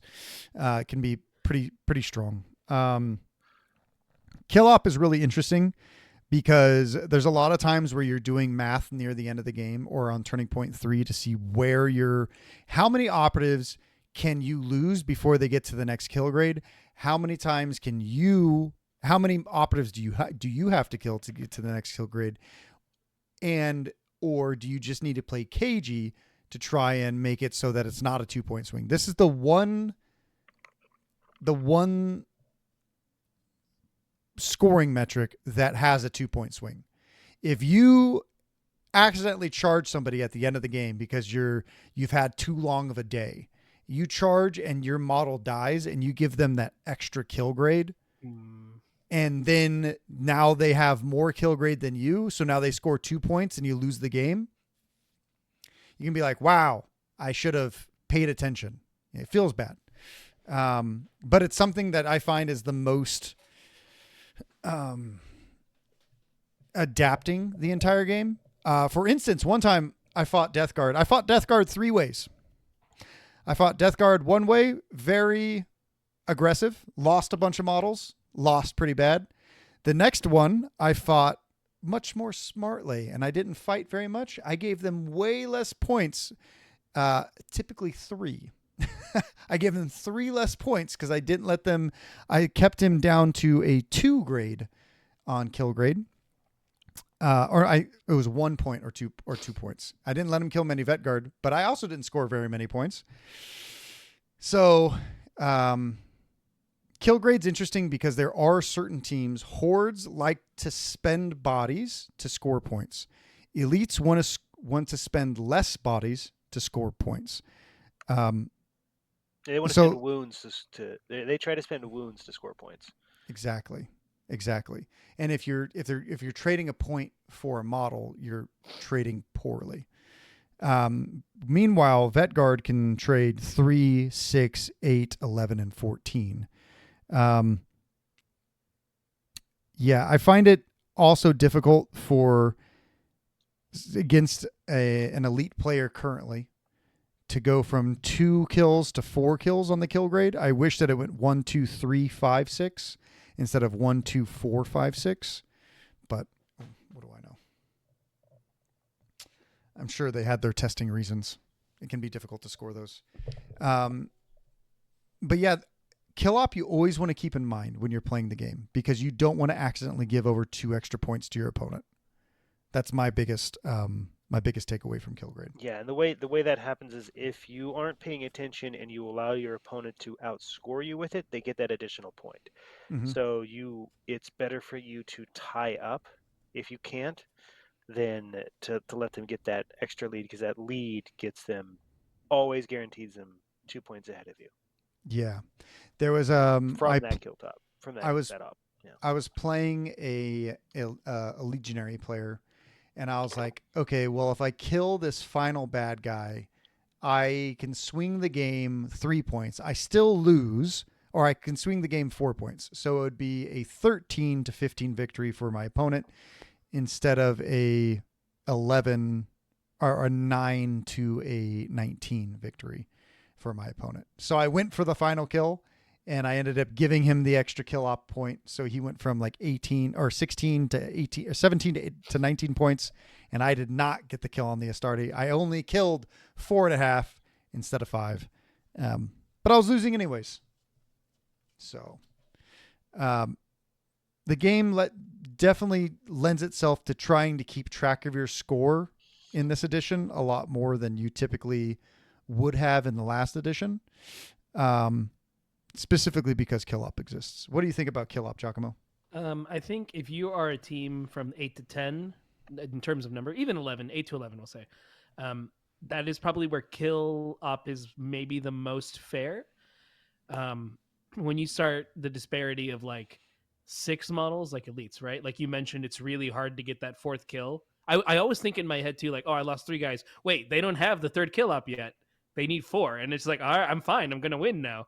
Like, and I just know that in my head, like, it's so frustrating to see that. So like, as much as I like the idea of an alternative way to win, if you're just like, you just really can't do the mission, like it's just not going in your favor, but at least you can take out models to try to score something. But again, I think that only really works when you're 8 to 11 model teams. Once you start going too far in balance, it's like either you can play against a really cagey horde player who can just like do their objectives, and you just can't touch them. So like, you kill one, cool. I have barely scratched one kill up yet. Or again with 6, it's super hard to do. So I like that, but you really got to be that 8 to 11 team range for it to really, in my opinion, work. Yeah. In the last edition, there were plenty of times when I was playing Deathcore where I would table myself and still be able to win because I could score, I could play the mission better. If I table myself in this edition, I'm giving over 6 points. So it's an innately different way to look at the game, and I think certain teams are just worse because of it. Yeah. All right. Yeah. Yeah, like Chaos Cult also like to trade bodies for points, right? But they also have a healing method, which can help. But like also sometimes it can be difficult to kill 14 models. Yeah. Unless you can shoot twice, fight twice. Goodness gracious, that was difficult to get out of my mouth. Yeah, unless your models are reliably killing like 2-3 models a turn, like. Yeah. It is a lot to ask for. Yeah, that's where it gets hard when it's this many bodies. Again, 8 to 11, I think, is the sweet spot for kill ups. Yeah. Yeah, but I mean, I still like this edition a lot. I think that the game is innately much more tactical than the old edition. I think once we balance out a little bit better, I think the game's going to be even that much better. Yeah, I definitely think so. Like we might be, I don't want to say complaining, but I guess technically partially complaining. But again, it's we haven't even had the first data slate update or anything. Yeah. Like we had like a little bit of an FAQ, and that was about it. Like, so we got time. I think things will improve. But as it stands right now, like there's some easy, like you look at some of these cards and go, that's the winner. Like when I get this mission with this team, I can't be stopped, kind of things. Yeah. But I think, yeah, go ahead. Go for it, G. Sorry. I think a majority of people are still playing on a weekday after work or something, after class, and they're playing with their friends. Naturally, competition always drives even casual play, no matter what people will say. And they're still going to play with these different strategies. They're not maybe always going to Worlds, right? Like we're looking at it from a Worlds perspective because we got to see all that. But if you're looking at the more average player, like this might not be relevant to them at all. They could be like, I can never beat Angels of Death. Like no matter what I do, I play Legionnaires and I can't beat them for some reason. They might not know those tricks. It might just not come to them for that way because they play casually. So for them, I think the game works fine. In a more competitive sense, I think there's parts that need to be fixed for sure. Like definitely. Yeah, there's definitely and what we are talking about here is the competitive aspect. We're looking at how do you maximize these things. Yeah. Like there's a very big consideration for like infiltration, tac ops, like implant is one that you're never going to be able to max score. So if you have a team that consistently like super max score versus someone that is taking infiltrate as their best and implant as their best thing, you're going to win on points because you can max score, and they're like, I can never get maximum on this because I have to have that one body at the end of turn 4, which then would deny me kill app. So it is interesting because there's going to be those sort of checks and balances, and sometimes also that can also just come down to how the dice play out, because we have seen that where someone has just horrific luck for an entire attorney, and then the new guy he's just hot on fire with 6s. So it is interesting, but knowing how to play the right tac up for your team is important, and Absolutely. then how you go about that. Like if your team has a lot of free stuff and you've got access to recon, go with recon. But if your team does not have a lot of APL, and that Tac Op demands that you know placement and that you have the APL to spend, it's going to be really rough for you because you're basically going to have to move somebody out, pay an APL to plant, and then that's it for that operative if you're a 2 APL team. So you have to know those strengths for your team and then, those weaknesses as well. Mm-hmm. Yeah, I think like kind of like reading what your team does, what it does well, and if you fight a counter, have a backup. Or let's say your team's really good at take ground on Into the Dark, right? But it's not great on take ground on open, right? Like it was interesting. Every dwarf player I fought took ladders, except for Sebastian. Sebastian took climbing ropes, so all of his climbing cost 1 less, which is actually really good. Just turn them into kind of like normal climbs. So I think that knowing what your team wants to do, how to do that, and then going in with a game plan is always good. And also, let's say that you're just getting into Kill Team. You can go into an event and be like, hey, I want to score 4 points or 3 points on my Tac Op every single game. And because you do that, because you play with that goal in mind, you will win some games.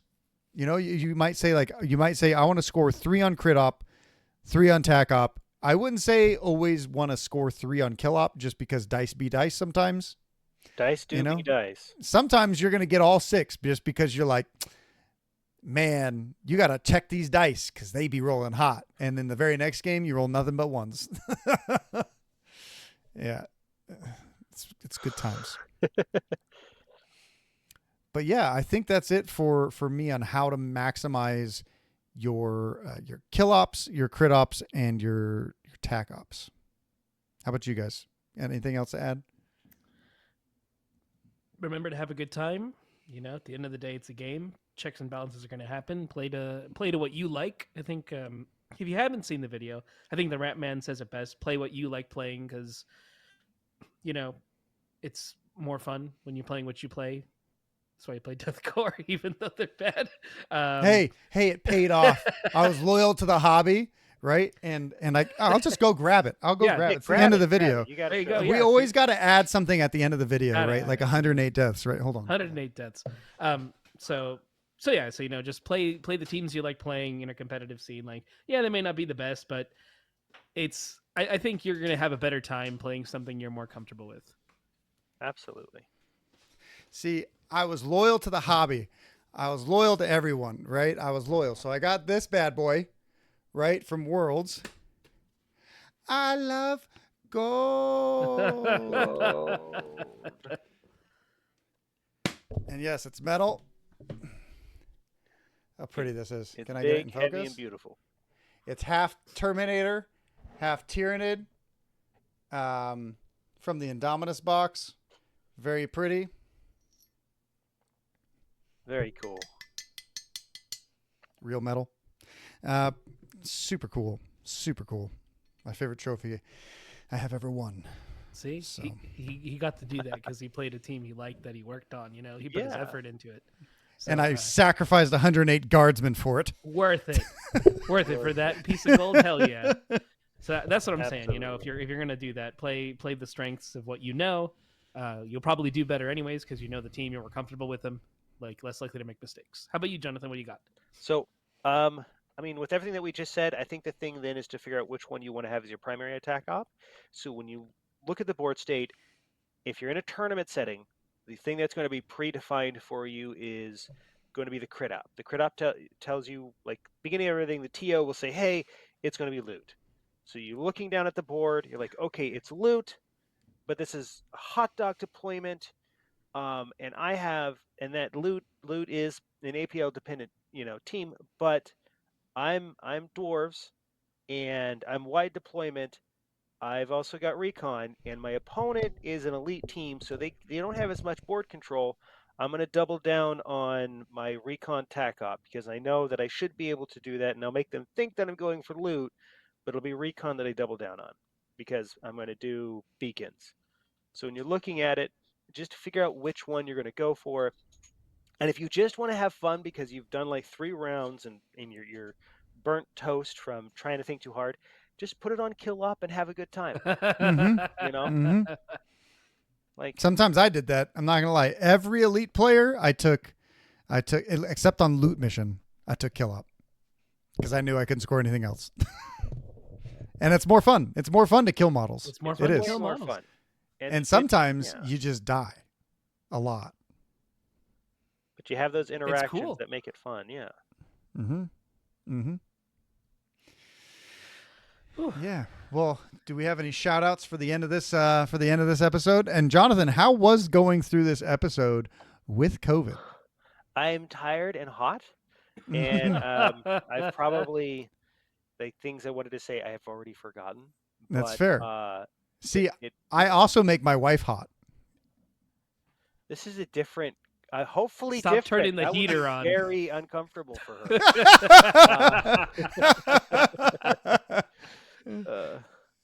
Yeah, So if you heard that, for staying tuned to the whole episode, thank you for staying tuned to the whole episode. absolutely. Mm-hmm. Yeah. Do you have any shout outs, G? Yeah, I got a few shout outs. You know the drill. You can join the conversation on Discord or in the comment section if you're watching this on YouTube. Tell us what you think about competitive scenes, what you would do for your crit op so that you can max the points in your tournament games. We have more things on YouTube if you want to check out battle reports, the Highlander series. Meta Watch is coming up, so stay tuned for that. For all you number guys who really want to check that out, really get the deets in there.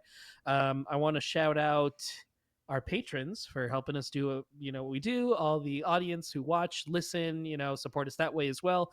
That really helps us out. So if you want to help us out in a more personal way with Patreon, we have exclusive battle reports on there, extra podcast episodes, and more stuff coming up. Like players get to test out the new maps before they go out to the public, so you get to try them out and kind of like know what to expect at tournaments that we run. Or run them at your own. Yeah, or run them at your own. I want to shout out Dakotah for not saying happy birthday earlier, and I have to say it now. Yeah, happy birthday, Dakotah. Yeah, you thought I was not going to call you out, G. You know what? I totally did forget. I'm not even gonna try to blame it on anything. I just forgot. I know. I love you. Trust me. love you Like too, I man. said, only 4 people remembered. Okay, so that's okay. But yeah, on top of that, you can find us on Instagram where it's squad_entertainment _games_entertainment on Instagram. Same thing with our Twitch channel, Squad Games Entertainment. You catch us there when we do our live stuff. And of course, 2 last things I got to say, which I'm sure will get reiterated. You still have time to buy the West Coast Champs tickets if you're up north and you want to go play a competitive game up in Fairfield area. So if you're there, take a few of your buddies, try out these new suggestions you learned on this episode. Maybe you just want to go to play some games because you don't get to play enough Kill Team throughout the rest of this year. And if not, we hope to see you at the Las Vegas Open. Again, we have sold more than half of those tickets now, and again, we're not sure if FLG will close the ticket sale sooner or later, so we highly recommend you pick those up now. Get them ahead of time. Get yourself ready for the closing of this year of Kill Team. As we have to beat our last record, 131 players, because if we don't, I'm going to be very sad. I'll be sad that we too. did not break our own record for the biggest tournament on Earth. So we got to get to that number, everyone. Grab your tickets so that we can. Dakotah. Blackout theme, guys, with special stuff, which we will share more as the details get there. And that's always exciting, Are there still any more tickets open for the narrative? I believe there's a couple. I can check real quick. You got to join the narrative. This year is going to be amazing. Yes, I have seen the behind the scenes of what Saya, Dakotah, and the gang have been working on for the narrative since they're in charge of that. It is pretty cool. I got to talk to Saya about it when we were at Worlds. We were taking a break, and she was telling me about what she planned on doing, and I was like, "Wow, that's really exciting! Like, it's fun. I like the way that narrative plays. That's how I would play narrative games personally. So if you get a try this experience, it'll be a blast." Mm-hmm. And it looks like. Can I see? Is there Kill Team here? Just double checking. The Kill Team. It looks like there are some more tickets left for the narrative. Nice. So if you have a chance, Gorgeous. maybe you don't want to play quite competitively, but you want to try something a little different while playing your favorite Mhm. kill team, sign And up you're for that still a part of the main event playing the Yes. narrative. You just get dropped early, so you don't ever place good in the pod, but you still score some ITC points. You still score in the hobby track. You still score a bunch of other stuff, and you're part of the overall event. But when we start doing crazy things, round 6 and round 7, typically, because there's 9 rounds at LVO, we drop everyone because those games, the crazy rounds of narrative, might take longer than a typical competitive match. too. Yes. So We're going to yeah. fly out the window, so we That don't sounds want to amazing. mess I that can't up. wait. Yeah, they that's could right. also be You're over supposed sooner. to I don't be know. there. I Yeah. don't know. Yeah. That's right. Jonathan, Yeah. you're playing narrative this year, right? Yeah, I'm playing narrative. I'm looking forward to it. I'm making a custom kill team board for it. It's Mm. gonna be great. And then I also know for narrative afterwards, we're the last day, Sunday, is you're gonna break and do doubles for the narrative players. So we're gonna do something. The Yeah. round 1, we're gonna do something a little bit different than just doubles. The rest of the games will be doubles. So the narrative is changing to 7 rounds rather than just 6. Oh, Yes. fancy We dance. don't want to. We don't want to spoil any of that for you. You'll have to catch that out. So yeah. So feel free to pick up Frontline either of those Gaming events. decided to delete my packets, so I have to rewrite them. We'll be Oh, getting no. those soon.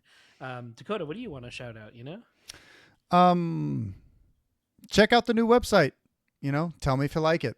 Like I said, spent my birthday making it, and I had a pretty good time. I tried to add as much relevant information as I could. Let me know what you think about it. And I want to shout out to my family, to G, and to the community. I'm very grateful for you all. I'm very grateful to everyone's listening, everyone who's made it this deep into Kill Team. That means you like Kill Team just as much as we do. Hell yeah. Which means that you're awesome. Anyone who tuned off before this, we don't like you. Oh. That's not necessarily true. That's not true. That's not true. Not Okay, that's true gonna at get all. clipped. It's gonna get clipped. Dang it. That's hyperbole. Don't. That's okay. Hyperbole. Yeah. That's not true. No, but we just like the people who stayed better. More. Yeah, there we go. Thank you. Yeah, but shout out to everyone. Thank you, G, for streaming Worlds and being a trooper. Without you and Saya, Squad Games wouldn't exist, and without the community, Squad Games would also not exist. So Absolutely. Thank you, everyone. Yeah. Thank you, everyone. Shout out to both of you. You guys put on an awesome production, and Kill Team, especially for California, would not be where it is today without the two of you. And Saya. So thank you. Thank all three of you. Thank you. I want to shout out Alex Popov because it's Good. customary, and that dude is awesome. And I'm actually at my desk looking at some of the cool paint holders that he made me, and they're perfect. Popoving. Yes, I am Popoving. And then I also want to shout out my girlfriend because she's patiently typing behind me and being very quiet while we're having this. And then Does she also have COVID? Does she feel or better? is she immune? She is apparently immune. Wow. She's been helping me out with it. So that has been a big help. And yes, so shout out to her. Nice. Very nice. And also shout out to the amazing folks that I got to meet at Worlds. I was very fortunate. I'll share more pictures when I'm not sick, but basically I got to fly out to Worlds because a very good friend who I'll also shout out, Jeff, was able to get a place out there. I have a Frontier Airlines flight pass, which meant it cost me $35 to fly at the worst possible time. Wow. To go there. So yeah, it was $35 to fly out there. I was on 2 hours of sleep in a 48-hour period, which is probably why the immune system was slowly going down the entire time. But man, Worlds was amazing. Everybody I got to see was great. The way you guys conducted yourselves over there was great. So shout out to everybody at Worlds. There's too many names to go through, but you guys rock. Also to Alex Squires, Jason, and all you guys. It's just amazing. Amazing getting to hang out with everybody. Lots of love. I'm missing names because I am also have a code for it. Yeah. Shout out to recuperation. Mm-hmm. All right. Relaxation. Relaxation. And crit optimization. And crit Ah. optimization. Yes. Good job. That was good. It was Okay, amazing. guys, I'll catch you later. Sometimes I laugh at Giacomo's jokes. That one I'm thoroughly impressed. I'm laughing at it. Shout out to crit optimization. Shout I out can't to even say it. Crypto optimization. The best coin you can invest in. The kill op coin. Approved. Yeah. Kill op coin. Yeah, if you got to this point, you can comment kill op coin. Kill op.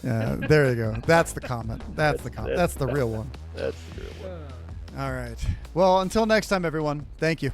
See ya. Much love. Good night.